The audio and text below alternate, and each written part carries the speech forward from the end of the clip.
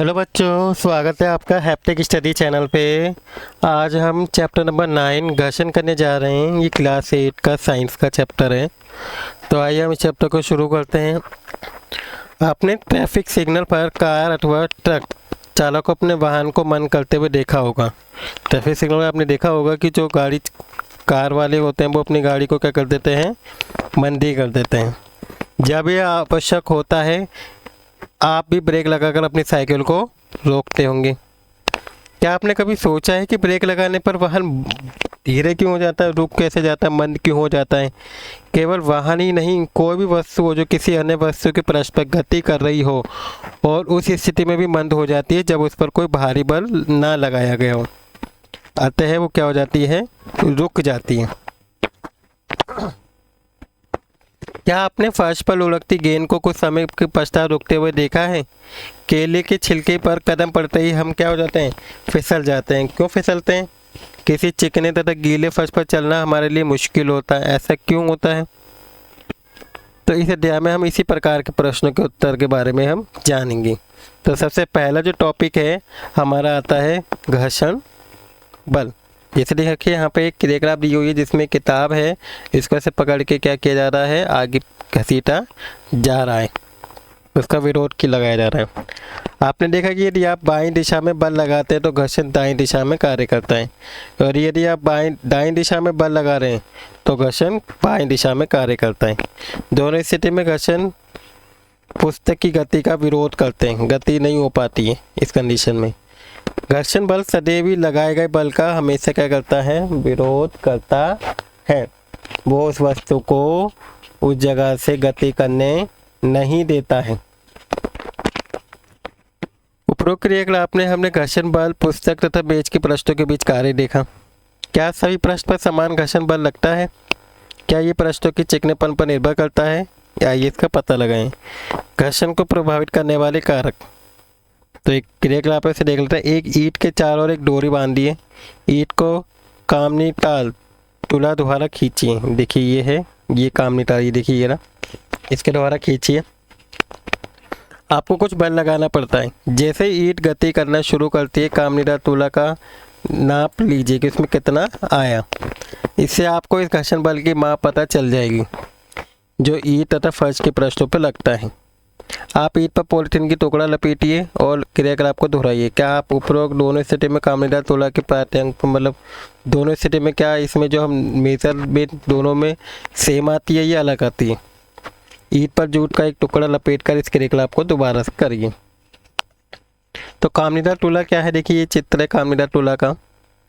ये एक युक्ति है जिसके द्वारा किसी वस्तु पर लगने वाले बल को क्या करते हैं, हम नाप सकते हैं। इसमें कुंडलित कमानी होती है जिसमें बल लगाने पर प्रसार हो जाता है। कामनीदार के इस प्रसार की माप इसके आशंकित पैमाने पर चलने वाले संकेतक के द्वारा की जाती है और पैमाने के पाठ्यांक द्वारा बल का परिणाम होता है, प्राप्त होता है।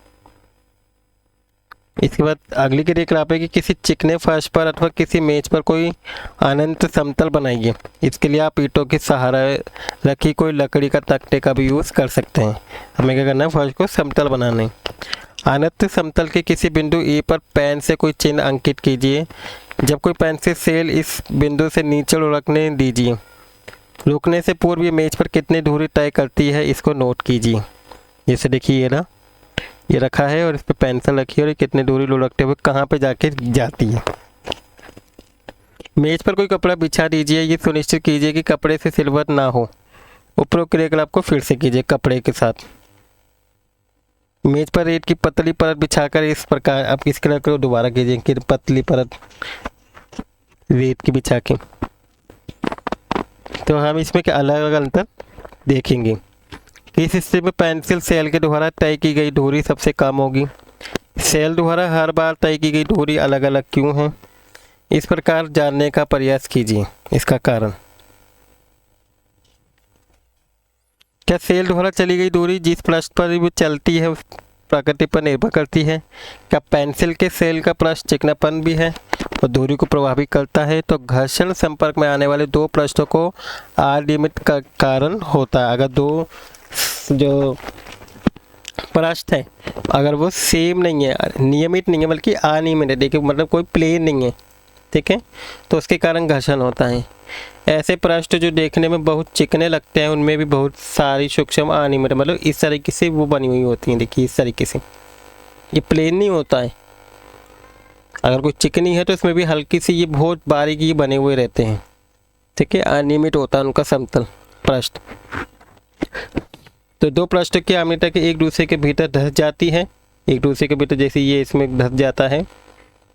जब हम एक पृष्ठ पर दूसरे पृष्ठ की गति कराने का प्रयास करते तो हमें इस अंतर बंधन पर पार करने के लिए कुछ बल लगाना पड़ता है। खुरदुरे पृष्ठों पर यह अनियमित अधिक संख्या में होती है। यदि पृष्ठ रुक्ष हो तो घर्षण बल क्या होता है, अधिक होता है। हमने ये भी सीखा है कि दो पृष्ठों के बीच अनियमितताओं के अंतर बंधन के कारण घर्षण लगता है। स्पष्ट है कि यदि दो पृष्ठों का बलपूर्वक दबाएं तो घर्षण में वृद्धि हो जाएगी, और इसका अनुभव आप किसी चटाई को उस समय भी खींचकर कर सकते हैं जब आप उस पर व्यक्ति ना बैठा हो, तब भी हमें इसका पता चल सकता है। जब कोई व्यक्ति उस पर बैठा हो तब भी कर सकते हैं। अपने उस अनुभव को याद कीजिए जब पिछली बार आपने सारी बॉक्स को एक स्थान से दूसरे स्थान पर ढकेला था। देखिए जैसे ये आदमी ढकेल रहा है। यदि आपको इस प्रकार का कोई अनुभव नहीं तो आप इस प्रकार का अनुभव कीजिए, मतलब इस काम को करिए। विराम अवस्था में किसी बॉक्स को गतिशील कराना अथवा गतिशील बॉक्स को उसी दिशा में सरकाना। किसी रुकी हुई वस्तु को विराम से गति में प्रारंभ करने की स्थिति में घर्षण पर पार करने के लिए वस्तु पर लगाया जाने वाला जो बल है वो स्थिति घर्षण की माप होती है। इसके विपरीत किसी वस्तु को किसी चाल से गतिशील रखने के लिए आवश्यक बल उसकी सबकी घर्षण की माप होती है। जब बॉक्स सरकना शुरू करता है तो उसके पृष्ठ के संपर्क बिंदुओं को उतना समय नहीं मिल पाता कि फर्श के संपर्क बिंदुओं के धंस सकें, अतः सर्पी घर्षण स्थिति घर्षण से कुछ कम होता है। इसलिए किसी बॉक्स में गति आरंभ करने की अपेक्षा पहले ही गतिमान बॉक्स की गति बनाए रखने सरल होता है। अब घर्षण क्या है, हानिकारक है लेकिन अनिवार्य भी है, जरूरी भी है घर्षण होना। जब आपने कुछ अनुभवों को याद कीजिए, किसी कांच के गिलास अथवा कुल्हड़ में से किसी पकड़े रखना आसान है। कांच के गिलास को पकड़ना आसान है कि कुल्हड़ को। मान लीजिए किसी गिलास का भारी पृष्ठ चिकना है अतः उस पर पकाने के तेल की परत चढ़ी है, तो क्या उसे हाथ में पकड़ना आसान होगा? तेल वाली चीज़ को कठिन हो जाएगा, बार बार हाथ क्या करेगा, आपका फिसलेगा। और यदि घर्षण ना हो तो क्या आप उसके लिए गिलास को पकड़े रखना संभव हो पाएगा? तो तब हम क्या कर पाएंगे, ईजिली पकड़ पाएंगे। यदि ये भी याद कीजिए कि मार्बल के गीले फर्श अथवा कीचड़ वाली पगड़ी के चलना कितना कठिन होता है। क्या आप घर्षण न होने की स्थिति में चलने की कल्पना कर सकते हैं? यदि घर्षण नहीं हो तो आप पेन अथवा पेंसिल से नहीं लिख सकते।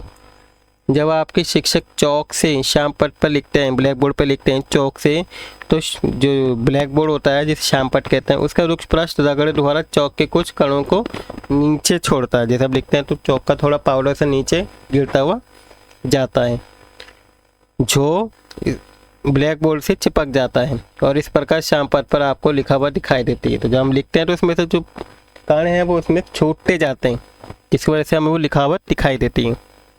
यदि सड़क तथा वाहन के टायरों के बीच घर्षण नहीं होगा तो वाहनों की ना तो गति आरंभ की जा सकती है, ना ही उन्हें रोका जा पाएगा, ना ही हम उसकी दिशा बदल पाएंगे। और यदि कोई वस्तु आरंभ कर दे तो वह कभी भी रुकेगी नहीं यदि घर्षण नहीं हुआ। आप दीवार में कील नहीं ठोक पाएंगे अर्थात धागे में गांठ नहीं बांध पाते। घर्षण के बिना कोई भवन भी नहीं बन पाएगा। एक चप्पल है, जूते हैं, जूते का तले देखिए घर्षण के कारण क्या हो गया है, घिस गया। तो इसके विपरीत घर्षण हानिकारक भी है। घर्षण के कारण वस्तुएं क्या हो जाती है, घिस जाती हैं, खराब हो जाती हैं, चाहे वे पेंच, बॉल, पेयरिंग, जूते का सेल ही क्यों ना हो।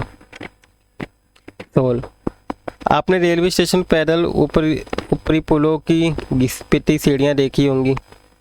घर्षण से ऊष्मा भी उत्पन्न हो सकती है और कुछ मिनट तक अपनी हथेली को तेजी से एक दूसरे के साथ रगड़िए तो क्या होगा, आपको एक गर्माहट सी महसूस होती है। जब आप माचिस की तिल्ली को किसी पृष्ठ से रगड़ते हैं तो क्या होता है, आग पकड़ लेती है। आपने ये भी देखा होगा कि विद्युत मिक्सर को कुछ मिनट तक चलाने पर उसका जार क्या हो जाता है, गर्म हो जाता है। आप ऐसे बहुत से उदाहरण दे सकते हैं जिसमें घर्षण के द्वारा ऊष्मा उत्पन्न होती है। देखिए जैसे ये दिखाया हुआ है, माचिस से तिल्ली जलाई जा रही है हाथों को रगड़ने, इससे क्या होती है, ऊष्मा उत्पन्न हो रही है घर्षण के कारण। वास्तव में जब हम किसी मशीन का उपयोग करते हैं तो घर्षण से उत्पन्न ऊष्मा के कारण अत्यधिक ऊर्जा भी नष्ट हो जाती है। निम्नलिखित अनुभाग में हम घर्षण को कम करने के उपायों के बारे में चर्चा करेंगे। तो हमारा नेक्स्ट है घर्षण को बढ़ाना तथा घटाना। पिछले भाग में हमने देखा कि कुछ परिस्थितियों में घर्षण क्या है, जरूरी होता है।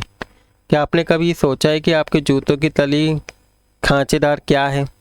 खांचे जूतों की फर्श से पकड़ बनाते हैं, जिसके कारण क्या होते हैं, आप चल पाते हैं। इस प्रकार कार और ट्रक तथा बुलडोजर के टायर भी क्या है, देखिए इस तरीके से बने हुए होते हैं खांचेदार, ताकि वो सड़कों से अच्छी सी पकड़ बना सकें। स्वचालित वाहन तथा साइकिलों की ब्रेक प्रणाली में ब्रेक पेड़ों की उपयोग करके हम जानबूझकर घर्षण में वृद्धि करते हैं। जब आप कोई साइकिल चलाते हैं तो उसके ब्रेक पैड पहिए के स्पर्श नहीं करते, परंतु जब आपके ब्रेक लीवर को दबाते हैं तब ये क्या होता है, घर्षण के कारण उसको रिम को गति को रोक देते हैं और पहिया गति करना बंद कर देता है।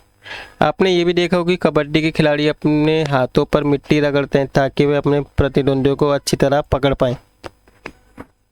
व्यायामी यानी कि जो जिम्नास्ट है अपने हाथों पर कोई रूक्ष पदार्थ लगा लेते हैं ताकि घर्षण में वृद्धि करके अच्छी पकड़ बना सकें। कुछ अन्य स्थिति में भी घर्षण जरूरी है, अतः हमें उसे कम करना चाहिए। मतलब कुछ ऐसे जहाँ पे घर्षण होता है जो हमारे लिए ज़रूरी नहीं है, तो उसके स्थिति में हमें घर्षण को कम करना पड़ता है। जैसे कैरम बोर्ड पर महीन पाउडर क्यों छिड़कते हैं? आपने नोट किया होगा कि जब भी आप कैरम बोर्ड खेलते हैं तो उसमें क्या थोड़ा पाउडर छिड़का जाता है। दरवाजे के कब्जों में तेल की कुछ बूंदें डाली जाती है, दरवाजे सहज ही घूमने लगता है एकदम से तेल की बूंद डालती। साइकिल तथा मोटर के मैकेनिक इन मशीनों की गतिशील भागों के बीच ग्रीस भी लगाते हैं। उपरोक्त सभी परिस्थिति में हम दक्षता में वृद्धि के लिए घर्षण को कम करते हैं तथा तेल ग्रीस तथा ग्रेफाइट किसी मशीन के गतिशील पुर्जों को बीच लगाते हैं तो ये इनकी एक पतली परत बन जाती है, तो गतिशील परत सीधे ही एक दूसरे को रगड़ नहीं पाते। इस प्रकार अनियमितता के अंत्य बंधन के अंत्य पाषण काफ़ी सीमा तक दूर हो जाता है और गति सहज बन जाती है। घर्षण कम करने वाले पदार्थों को क्या बोलते हैं हम बच्चों? स्नेह कहते हैं, जिससे हम घर्षण को कम कर पाते हैं। कुछ मशीनों में स्नेह के रूप में तेल का उपयोग ना करने की सलाह दी जाती है। वहाँ पर घर्षण कम करने के लिए गतिशील पुर्जों के बीच वायु की गति का उपयोग किया जाता है।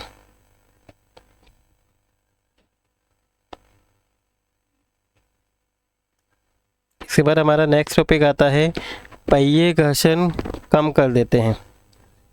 ठीक है, इस टॉपिक को मैं अपने नेक्स्ट पार्ट में कराऊंगा। ठीक है बच्चों, इस पार्ट में हम यहीं तक रखते हैं। आई होप आपको आज का जो टॉपिक करा है वो आपको अच्छे समझ में आ गया होगा, घर्षण और उसको किस तरीके से कम कर सकते हैं और ये कैसे उत्पन्न होता है, और आपको वीडियो भी अच्छी लगी होगी। अगर आपको वीडियो अच्छी लगी तो बच्चों प्लीज़ वीडियो को लाइक कर दीजिएगा, और अगर आप इस चैनल पे नए हैं तो प्लीज़ चैनल को सब्सक्राइब कर दीजिएगा। Thank you for watching video.